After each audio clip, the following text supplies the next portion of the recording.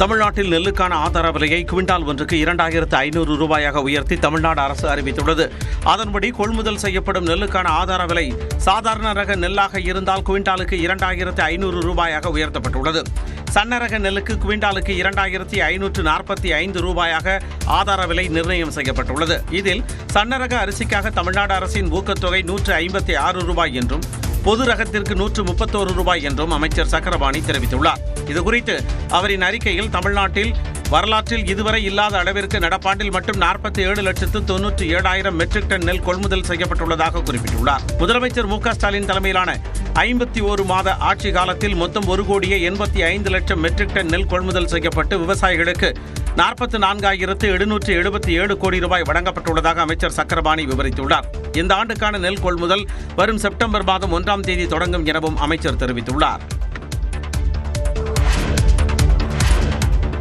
சென்னையில் ஆபரண தங்கத்தின் விலை ஒரே நாளில் 2 முறை உயர்ந்தது பொதுமக்கள் மத்தியில் கலக்கத்தை ஏற்படுத்தியுள்ளது.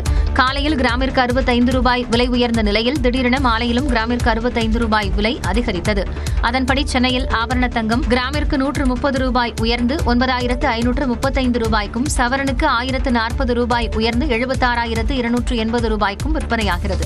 அதே நேரம் வெள்ளி விலையில் மாற்றமின்றி காலையில் ஏறிய விலையுடன் கிராம் 131 ரூபாய்க்கு விற்பனை செய்யப்படுகிறது. இதனிடையே அமெரிக்க டாலருக்கு நிகரான இந்திய ரூபாயின் மதிப்பு வரலாறு காணாத அளவிற்கு 88 ரூபாய் 29 காசுகள் என்ற அளவிற்கு சரிந்துள்ளது. இதேபோல் மும்பை பங்குச்சந்தை குறியீட்டின் சென்செக்ஸ் 270 புள்ளிகள் சரிந்து 79,809 புள்ளிகளாகவும், தேசிய பங்குச்சந்தை குறியீட்டிய நிப்டி 74 புள்ளிகள் சரிந்து 24,426 புள்ளிகளாகவும் நிறைவு பெற்றன. துறை ரீதியாக உலோகம், ஐடி, ரியல் எஸ்டேட், ஆட்டோ 0.5 முதல் 1% வரை சரிந்தன. அதே நேரத்தில் மூலதன பொருட்கள், நுகர்வோர் சாதனங்கள், ஊடகம், FMCG குறியீடு ஆகியவை 0.2 முதல் 1% வரை உயர்ந்தன. கூட்டாட்சியை வலுப்படுத்துவோம் என்று மாநில முதல்வர்கள் பல்வேறு கட்சித் தலைவர்களுக்கு அழைப்பு விடுத்து முதலமைச்சர் மு.க.ஸ்டாலின் கடிதம் எழுதியுள்ளார். அதில் 1935ஆம் ஆண்டு வடிவமைக்கப்பட்ட இந்திய அரசமைப்பானது மத்திய அரசுக்கும் மாநிலங்களுக்கும் இடையே அதிகார சமநிலையுடன் கூடிய கூட்டாட்சி கட்டமைப்பினை உருவாக்கியதாக குறிப்பிட்டுள்ளார். இந்த சமநிலை தொடர்ந்து மாற்றப்பட்டு வருவதாக குற்றம் சாட்டியுள்ள முதலமைச்சர், வலுவான மத்திய அரசும் வலுவான மாநிலங்களும் முரண்பட்டிருக்காமல் ஒன்றை ஒன்று சார்ந்து உறுதுணையாக இருக்க வேண்டும் என்றும் முதலமைச்சர் குறிப்பிட்டுள்ளார். மத்திய மாநில உறவுகள் குறித்து ஆராய்ந்து அறிக்கை தந்திட ஓய்வு பெற்ற உச்சநீதிமன்ற நீதிபதி குரியன் ஜோசப்பை தலைவராக கொண்டு உயர்நிலை குழு ஒன்றினை தமிழ்நாடு அரசு அமைத்துள்ளதாக முதலமைச்சர் விவரித்துள்ளார். இந்த குழு மூலம் கருத்துக்களை பெறுவதற்கு ஏதுவாக இணையவழி வினாத்தாள் படிவத்தினை வெளியிட்டதாகவும் தனது கடிதத்தில் குறிப்பிட்டுள்ளார். உயர்நிலை குழுவின் இந்த வினாத்தாளினை ஆராய்ந்து விரிவான பதில்களை வழங்கிட வேண்டும் என்று அனைத்து மாநில முதலமைச்சர்களுக்கும் அரசியல் கட்சித் தலைவர்களுக்கும் மு.க.ஸ்டாலின் கோரிக்கை விடுத்துள்ளார். இது அனைத்து மாநிலங்களின் ஒட்டுமொத்த விருப்பத்தை பிரதிபலிக்கும் ஒரு ஆவணத்தை வடிவமைப்பதிலும் நமது நாட்டின் கூட்டாட்சி அடித்தளங்களை வலுப்படுத்துவதிலும் முக்கிய பங்காற்றும் என்று முதலமைச்சர் தெரிவித்துள்ளார். எதிர்கால சந்ததியினருக்கு வலுவான, ஒன்றுபட்ட மற்றும் உண்மையான கூட்டாட்சி கொண்ட ஒரு ஒன்றியத்தை வழங்குவோம் என்றும் அவர் குறிப்பிட்டுள்ளார். சாதாரண தொண்டனாக, முன்கள வீரனாக தனது எழுச்சி பயணம் தொடரும் என அதிமுக பொதுச் செயலாளர் எடப்பாடி பழனிசாமி தெரிவித்துள்ளார். மக்களை காப்போம், தமிழகத்தை மீட்போம் என்ற பெயரில் பரப்புரை பயணம் மேற்கொண்டுள்ள EPS வெளியிட்டுள்ள அறிக்கையில் இதுவரை 118 தொகுதிகளில் 60 லட்சம் மக்களை சந்தித்துள்ளதாக கூறியுள்ளார். அதிமுக ஆட்சி அமைந்ததும் ஏலகிரி மலைப்பகுதியில் 14 கிராமங்களுக்கும் பாதுகாக்கப்பட்ட குடிநீர் வசதி செய்து தரப்படும் என உறுதியளித்துள்ளதாக கூறியுள்ள EPS, நிறைவேற்ற முடியாத வாக்குறுதிகளை அளித்து ஆட்சிக்கு வந்த திமுக அரசு பெரும்பாலான வாக்குறுதிகளை நிறைவேற்றவில்லை என குற்றம் சாட்டியுள்ளார்.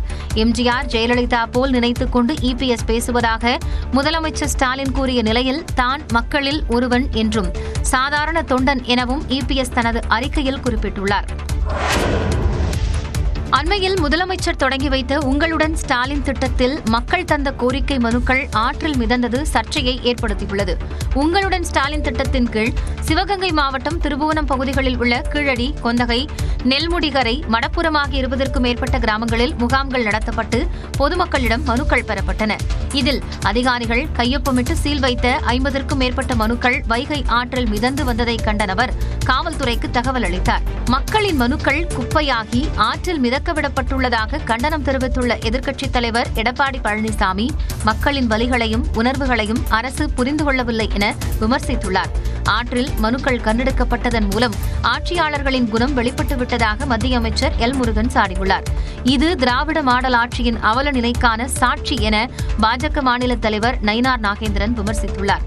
இந்த விவகாரம் தொடர்பாக விளக்கமளித்துள்ள மாவட்ட ஆட்சியர் பொற்கொடி, ஆற்றிலிருந்து எடுக்கப்பட்டவற்றில் 6 மனுக்கள் மட்டுமே ஒரிஜினல் என்றும் மற்றவை நகல்கள் எனவும் கூறியிருக்கிறார். மேலும் மனுக்கள் ஆற்றில் வீசப்பட்டதற்கு யார் காரணம் என கண்டறிந்து உரிய நடவடிக்கை எடுக்கப்படும் என்றும் ஆட்சியர் உறுதியளித்துள்ளார். ஓய்வு பெறவுள்ள தமிழக டிஜிபி சங்கர் ஜிவால் 10 ஆண்டுகள் வனவாசம் இருந்ததாக சென்னை மாநகர காவல் ஆணையர் அருண் கூறினார். சென்னை எழும்பூர் ராஜரத்னம் மைதானத்தில் காவல்துறை சார்பில் ஓய்வு பெறவுள்ள டிஜிபி சங்கர் ஜிவால் மற்றும் காவலர் வீட்டு வசதி வாரிய டிஜிபி சைலேஷ்குமார் யாதவ் ஆகியோருக்கு பிரிவு உபச்சார விழா நடைபெற்றது.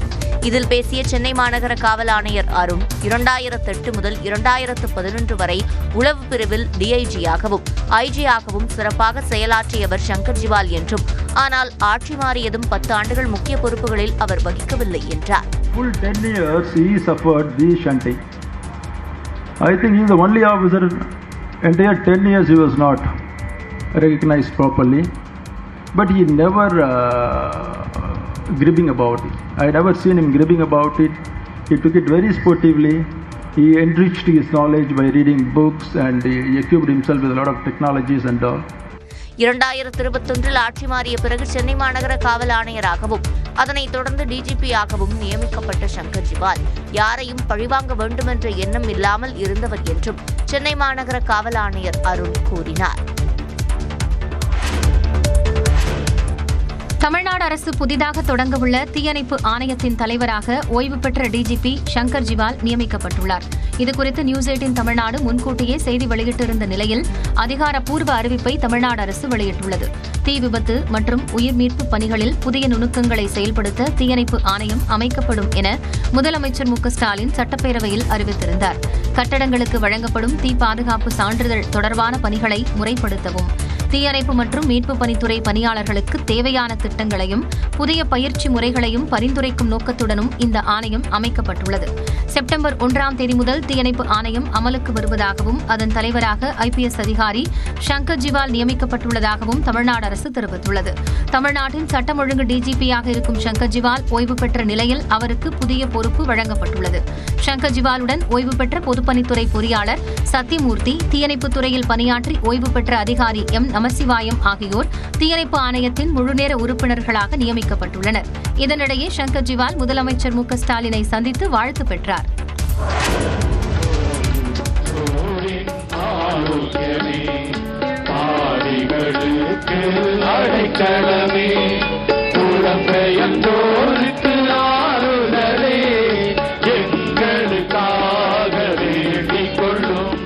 புனித வேளாங்கண்ணி பேராலயத்தின் 10 நாள் திருவிழா கொடியேற்றத்துடன் தொடங்கிய காட்சிகளே இவை. நாகை மாவட்டம் வேளாங்கண்ணியில் பிரசித்தி பெற்ற புனித ஆரோக்கிய மாதா பேராலய ஆண்டு திருவிழா ஆண்டுதோறும் 10 நாட்கள் நடைபெறுவது வழக்கம். அந்த வகையில் கொடியேற்றத்துடன் திருவிழா தொடங்கிய நிலையில் தஞ்சை மறைமாவட்ட ஆயர் சகாயராஜ் கொடியை புனிதம் செய்து வைத்தார். இக்கொடி உயர ஏற்றப்படுவது போல எங்களுடைய உள்ளங்களும் விண்ணகம் நோக்கி உயர்த்தப்படுவனவாக. கொடியேற்றத்தை தொடர்ந்து பேராலயம் முழுவதும் வண்ண விளக்கு அலங்காரங்கள் ஜொலித்தன.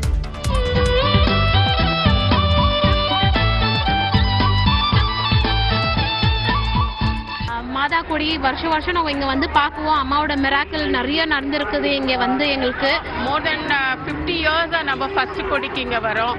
ஒரு நம்பிக்கை தான் அந்த அம்மா மேலே. விழாவின் முக்கிய நிகழ்வாக ஆரோக்கிய மாதாவின் பெரிய தேர் பவனி அடுத்த மாதம் 7ஆம் தேதி இரவு 7:30 மணிக்கு நடைபெறவுள்ளது.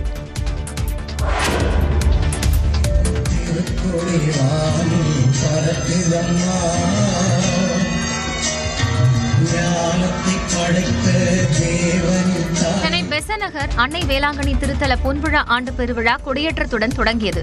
சென்னை பெசநகர் அன்னை வேளாங்கண்ணி ஆலயத்தின் 53வது ஆண்டு திருவிழா கொடியேற்றத்துடன் தொடங்கியது. இதில் சென்னை மயிலை உயர் மறை மாவட்ட பேராயர் ஜார்ஜ் அந்தோனிசாமி கலந்து கொண்டு 75 அடி உயர கொடிக்கம்பத்தில் 12 அடி நீளம் கொண்ட மாதா உருவம் பொறித்த திருக்கொடியை ஏற்றினார். கொடியேற்றும் போது அனைவரும் மதியே வாழ்க என்று முழக்கமிட்டனர். அதைத் தொடர்ந்து சிறப்பு கூட்டு திருப்பலியும் நடந்தது.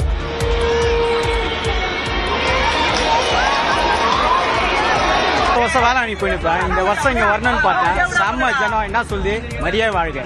இந்த ஃபர்ஸ்ட் டைம் மாதாம்மா பாறை கொடியேற்றது வந்து எங்களுக்கு ரொம்ப சந்தோஷமா. ஆனால் மாதாம்மாவை வந்து நிறைவேற்றி அனுப்புறாங்க. எல்லாத்தையும் நினைச்சு இதெல்லாம் நடக்குது. மாதாம்மா வந்த 11 நாட்கள் நடைபெறும் திருவிழாவில் முக்கிய நிகழ்வாக வரும் 7ஆம் தேதி தேர் பவனி நடைபெறவுள்ளது. இதில் பங்கேற்க சென்னை மற்றும் அதனை சுற்றியுள்ள பகுதிகளில் இருந்து ஏராளமானோர் ஆலய வளாகத்தில் குவிந்தனர். அடையாறு, ஆரைபுரம், பட்டினப்பாக்கம் உள்ளிட்ட பல்வேறு பகுதிகளில் கடுமையான போக்குவரத்து நெரிசல் ஏற்பட்டது.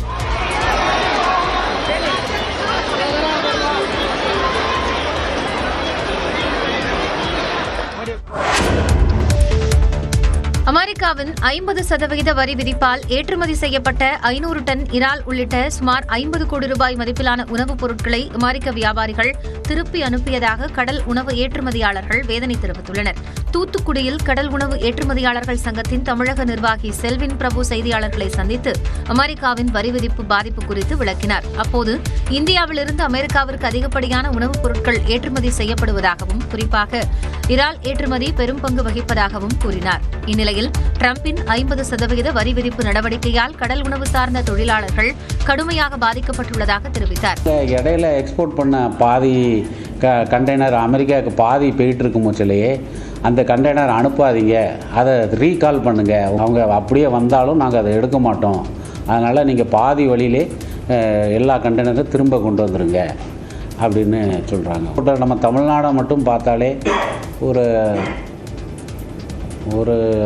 500 டன் வகையான சரக்குகள், சுமார் ஒரு 50-60 கோடி பெறுமதிப்பான சரக்குகள் திரும்ப வர்றதுக்கு வாய்ப்பு இருக்குது. தமிழ்நாட்டில் 15 நிறுவனங்கள் கடல் சார்ந்த உணவுகளை ஏற்றுமதி செய்வதாகவும், அவற்றில் பணியாற்றும் 1500 தொழிலாளர்கள் பாதிக்கப்பட வாய்ப்பு இருப்பதாகவும் செல்வின் பிரபு குறிப்பிட்டார்.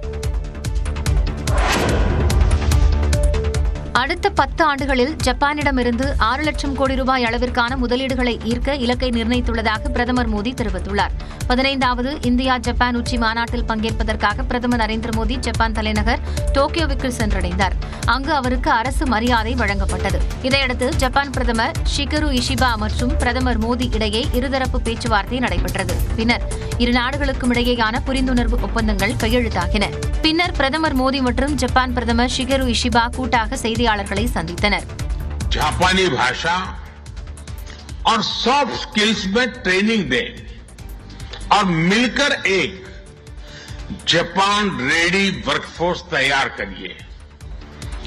A shared workforce will lead to shared prosperity. இதனிடையே டோக்கியோவில் உள்ள ஷோரின்சான் தர்மர் கோயில் மடாதிபதி பிரதமர் நரேந்திர மோடிக்கு தர்மர் சிலையை பரிசாக தந்தார்.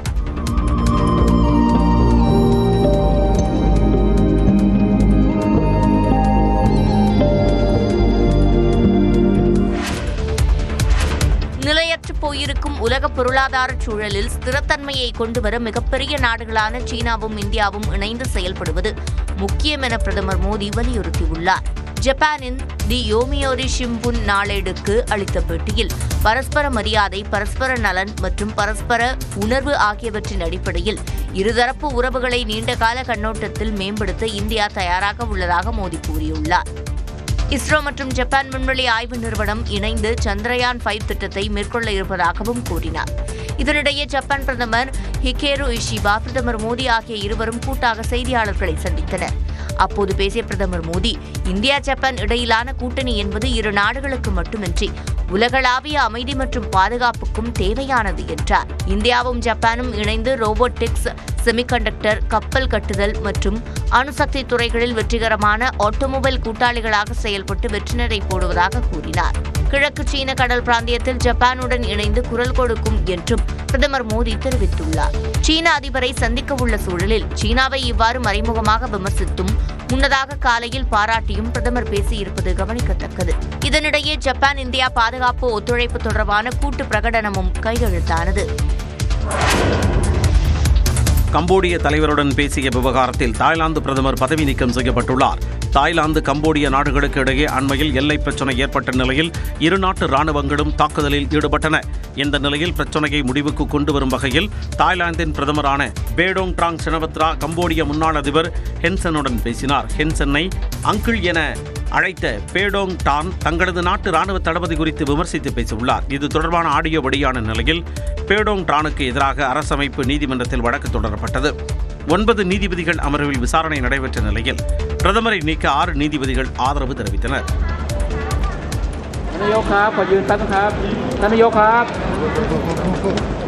இதுகுறித்து பேட்டியளித்த பேடோங் டார்ன் இதுபோன்ற அரசியல் மாற்றங்களை அனுமதிக்க கூடாது என்றார். ทุกฝ่ายไม่ว่าจะเป็นฝ่ายรัฐบาลเองฝ่ายค้านนะคะประชาชนเองทุกๆคนก็ต้องมารวมใจกันค่ะสร้างเสถียรภาพทางการเมืองของเราให้กลับมาเข้มแข็งให้ได้ให้ไม่มีจุดเปลี่ยนอย่างฉับพลันเช่นนี้อีก. தாய்லாந்து வரலாற்றில் நீதிமன்றத்தால் பதவி நீக்கம் செய்யப்பட்ட 5வது பிரதமர் பேடோங் டார்ன் என்பது குறிப்பிடத்தக்கது. செயற்கை நுண்ணறிவு துறையில் மெட்டா நிறுவனத்துடன் இணைந்து புதிய நிறுவனத்தை தொடங்க இருப்பதாக ரிலையன்ஸ் தெரிவித்துள்ளது. ரிலையன்ஸ் நிறுவனத்தின் 48வது ஆண்டு பொதுக்குழு கூட்டம் அதன் தலைவர் முகேஷ் அம்பானி தலைமையில் மும்பையில் நடைபெற்றது. கூட்டத்தில் பேசிய முகேஷ் அம்பானி $125 பில்லியன் வருமானத்தை கடந்த முதல் இந்திய நிறுவனம் என்ற சாதனையை ரிலையன்ஸ் படைத்துள்ளது என்றார். ஜியோ வாடிக்கையாளர்களின் எண்ணிக்கை 50 கோடியை தாண்டியுள்ளதாக கூறிய முகேஷ் அம்பானி அடுத்த ஆண்டு ஜியோ நிறுவனம் பங்குச்சந்தையில் பட்டியலிடப்படும் என்றார். We are forming a dedicated joint venture with Meta to combine open models and tools with our execution in energy, retail, telecom, media, and manufacturing, and to deliver sovereign enterprise-ready AI for India. Meta நிறுவனத்துடன் இணைந்து உருவாக்கப்படும் புதிய நிறுவனத்திற்காக Reliance நிறுவனம் முதற்கட்டமாக $855 கோடி முதலீடு செய்கிறது. இதேபோல் கூகுள் நிறுவனமும் ரிலையன்ஸ் நிறுவனத்துடன் இணைந்து செயற்கை நுண்ணறிவு துறையில் இணைந்து செயல்பட இருக்கிறது. இதற்கான அறிவிப்பையும் முகேஷ் அம்பானி வெளியிட்டார். முன்னதாக பொதுக்குழு கூட்டத்தில் பேசிய ரிலையன்ஸ் ஜியோ இன்ஃபோகாம் தலைவர் ஆகாஷ் அம்பானி ரிலையன்ஸ் நிறுவனம் விரைவில் செயற்கை நுண்ணறிவுடன் கூடிய ஜியோ கணினியை அறிமுகம் செய்ய உள்ளதாக கூறினார்.